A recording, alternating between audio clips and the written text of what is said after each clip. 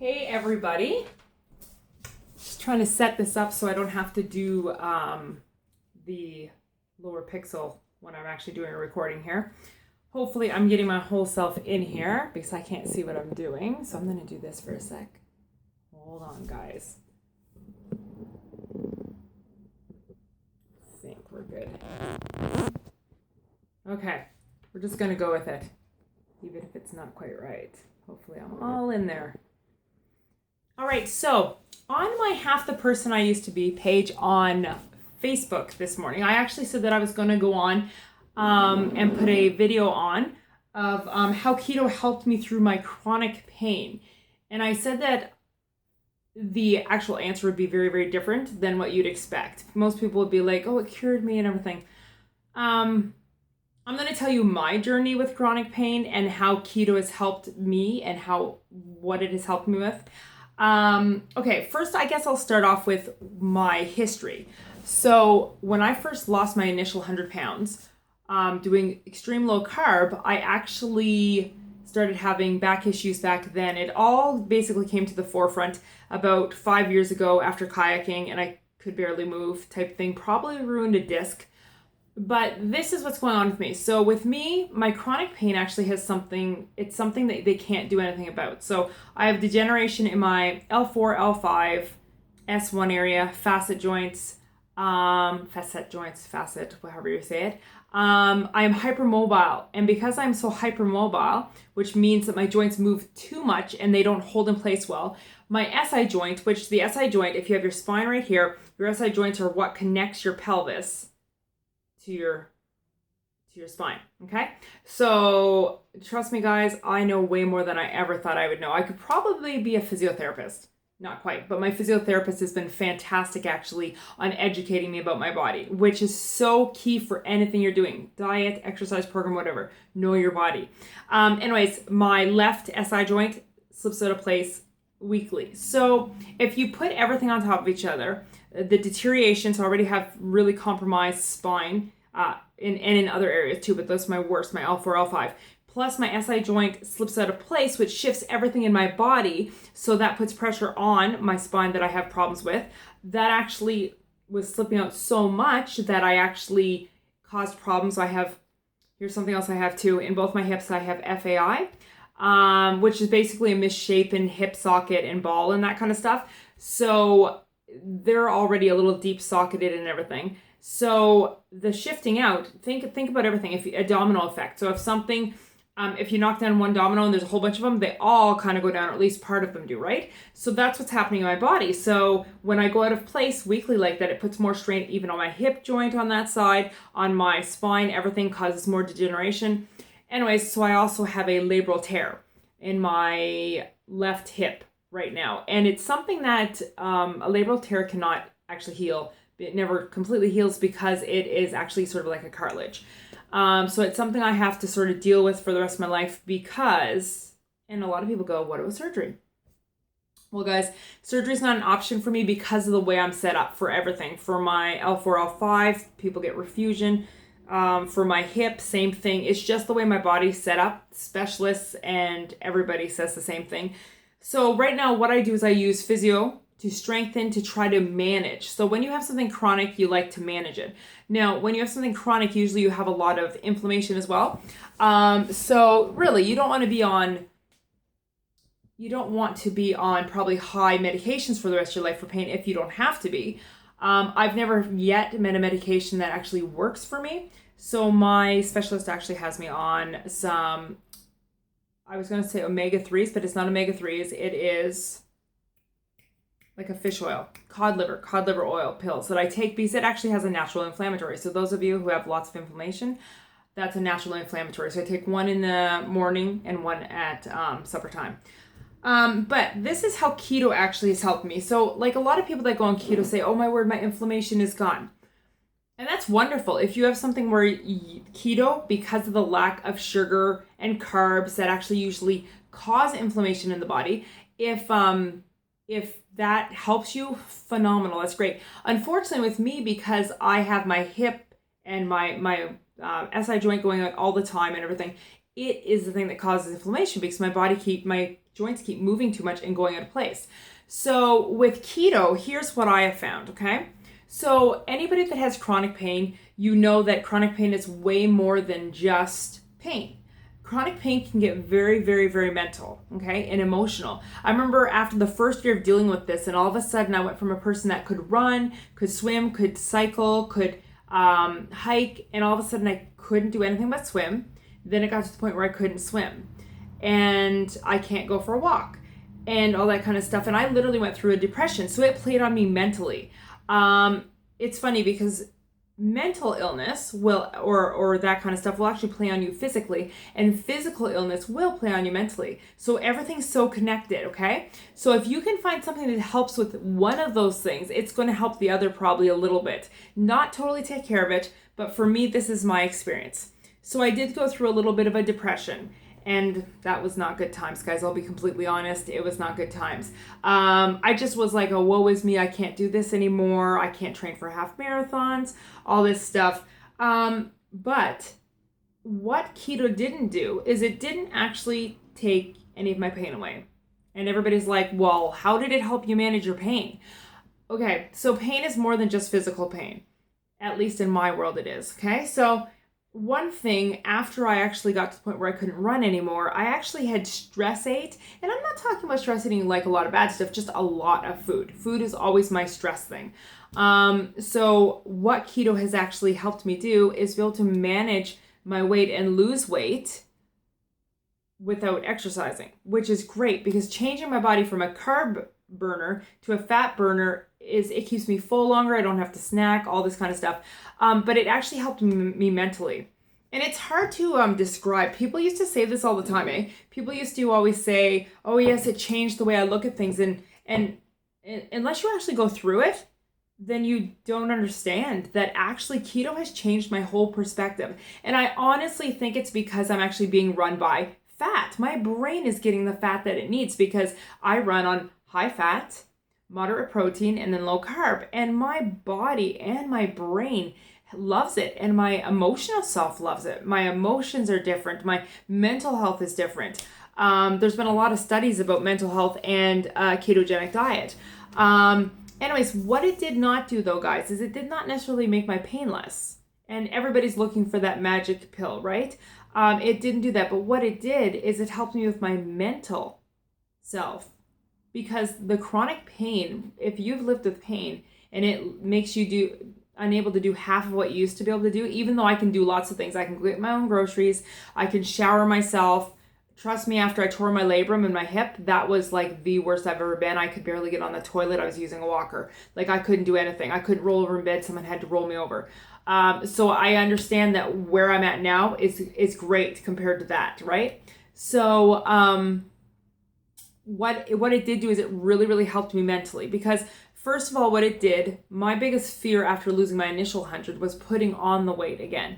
And I think probably most people who've lost weight, that is one of their fears. That was always my fear I lived with was like, if I can't work out, then I'm not going to be able to keep this weight off. And it's simply not true. I think that I used to I loved running and everything, but I remember I used to go through a period of time where I'd work out for 2 hours or more a day. And whereas that was something I liked at the time, that wasn't something that I'd be able to keep up with for a lifetime, and I definitely can't do now. So going keto and being fat fueled, not only did it actually help me to lose the weight that I had put on from binging a little bit for that year, it helped me take off more weight to equal up to 143 pounds lost, and all without exercise. And it's funny because when you're losing weight, from my personal experience, you can get a little bit too, I'm just trying to think of the word to use for it, but you can get so into it that losing weight can actually have a negative effect on your mental health. Like you step on the scale, you're up a pound or two and you're like freaking out for the rest of the day, and it can put you in a bad space. And there has to be a balance with that. And for keto, that has become my balance. I'm not even joking when I say that. It's not that keto's a magic pill. I know there's a video or a thing out called the magic pill, and I've never actually seen it. So I don't know what it's like, but it's not a magic pill, but it really did help me because while you're going through this, if I was fueled by carbs, I'd be having these like spikes and crashes. Whereas because I'm actually fueled by fat, I find my emotional state, everything is more just normal. I don't have that whole boom crash unless I'm really in a lot of pain that my emotions get the best of me. Obviously, I think most people do when they're in a lot of pain. Don't mind me for a second, then take a drink of my beautiful tea. I'm addicted right now to Tim Hortons. It's, let me smell it, pumpkin spice tea. It's just an herbal tea, and I'm addicted to it because the temperatures have gotten a little colder now. But yeah. Anyway, so surprisingly, keto didn't actually help me with the actual physical part of pain, but it did help me mentally be able to deal with it better. Because part of my physical pain is I get myself all in a knot because I put on weight and I couldn't work out to do it. Then I would stress eat, and it was just like a big thing. And like anytime I got a lot of pain, my first thing would be to go and I would say binge on things, not like chocolate bars and everything, but just food, but too much of it because I love food. I really do. In case you haven't seen my posts on my Instagram or my half the person I used to be, I really do like food. I like everything I eat. So what it did help me do though is with my mental side of it. So for you that actually struggle with chronic pain, you all know how mental and how emotional it is. It leveled me out emotionally and it leveled me out mentally too. It helped me because mentally I knew I couldn't work out, and mentally I knew I had put on this weight. But if I eat keto and suffice my body being fat fueled, I was able to take that weight off. So that's what it did for me for my chronic pain. Now, mind you, it probably does help obviously with the inflammation, but I'm still going to have a certain amount of inflammation because of my SI joint going out of place all the time. Anyways, that's really the way it really helped me. And if someone doesn't think that chronic pain can become a mental health issue as well, then they haven't been through it, because it can very much become a chronic mental health thing, chronic depression or something like that, or situational depression.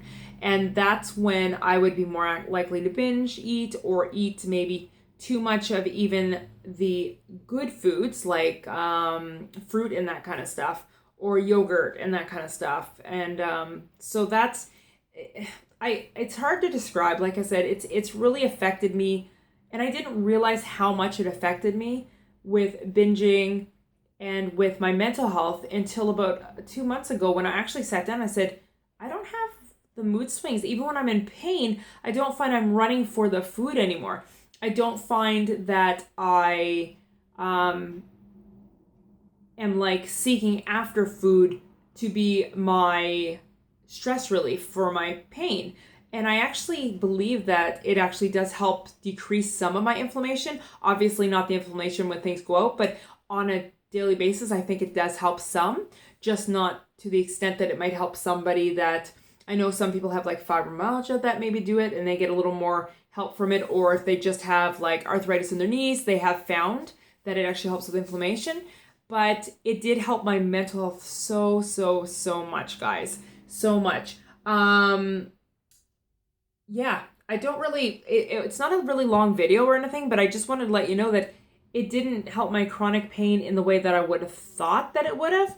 But if my head mentally can cope and not beat myself up, because think about all the negative energy you're putting into your body. So it goes from you're in pain to, oh my word, I can't lose weight. This is mental now. And oh my word, I put on a few pounds and I can't work out. The negativity will affect your body too. So it's just a vicious cycle. So I find that having keto as my thing to be able to keep my weight off without working out. I do work out as in strengthening, like physio strength, because that's all I can do right now. But having keto and being fat fueled has completely changed my life. And I know it sounds like all of a sudden I had this crazy experience, but it wasn't that. It was a gradual thing where it literally did change my life. Like, I don't get hangry. Well, I could get hangry if I haven't eaten for like 8 hours maybe, but I generally don't snack very much, and I find that I feel sufficed with all my foods, right? Another thing too is I used to, when I stress ate, this is before keto, I used to crave all the sweets because I was a chocoholic. I was a serious chocoholic, guys. Like, oh my word, you don't even want to know. So I'd be the one that would have my Easter bunny and I would have it all eaten, like all my Easter candy within a week. My sister would have hers hanging, like seriously hanging on like the cupboard for months. And I'd be like, could I please have some of it because it's going to go bad? No, you can't have any of it. And a year later, it was all kind of nasty looking and chalky looking and had to throw it out. But I was seriously the sugar person. Like if someone says you can't be addicted to sugar, I am here to say maybe you can't be, but I can be. Everybody's got something different that may be an addiction for them. And sugar is one of those things for me. And since going keto, I cut out like sweeteners too, guys. So I don't use stevia. I don't use anything on a regular basis purposely because it's sweet that triggers it for me. So if I don't have sweet, I don't crave it. And I can honestly say, I don't think in the last like 6 months I've actually craved sweet. And this is coming from a girl for 35 years who loved sweet so much and completely craved it. So that helps too, because when I do get in like a lot of pain, my go-to usually is not, oh my word, I need to have a chocolate bar. I mean, I could have some 99% Lindt, but it's not that. It's more, I need a spoonful of natural peanut butter, which has 90 calories. It's got 2 grams of carb. It has, I believe, 4 grams of protein and 7 grams of fat. Completely a good keto option. If you need something, if you're craving something, it gives you some fat, gives you some protein, a little bit of carb. It's great. So I don't know. There's so many ways in which keto has actually helped me with my chronic pain without taking all my chronic pain away. Now, having said that, if you're like me, you want to have a great physiotherapist or something to work with you, and I've got a phenomenal specialist that works with me and physiotherapist. So I love it. And she's helped me gain so much strength, and gaining strength has helped me with my chronic pain as well. But there's no actual fix for my pain. So for me, having something like keto to be able to actually fat fuel myself to keep my moods regular and my emotional self more stable has been a win-win for my chronic pain, because the worse headspace that I'm in mentally, the worse I'm going to be in my body, to be honest with you. And I know that sounds kind of weird, but it really, really, really does interact with each other. So guys, that's just how keto has helped me. There's so many other ways it's helped me too, but chronic pain wise, that's how it's helped me. And I hope that this was a help to somebody. And those who have chronic pain, you probably can actually understand where I'm coming from with this. It affects you mentally big time. But one thing I have noticed is that it has leveled me out mentally and emotionally, which has been wonderful. And I've just really, really love it. And that's my thing with chronic pain and with chronic illness and that. So if you have chronic illness and chronic pain and you're doing keto, I hope you have the same experience. If you are a sugar addict like I was, then I encourage you to cut out all sweeteners for at least a month. Give yourself some time away from it, because then your body's not craving the sweet. But anyways, guys, I hope you guys have a great day, and I think I'm gonna have another sip of my coffee. You see what the mug says, guys? Super cute. One of my students gave it to me. Anyways, have a great day, guys. Talk to you later.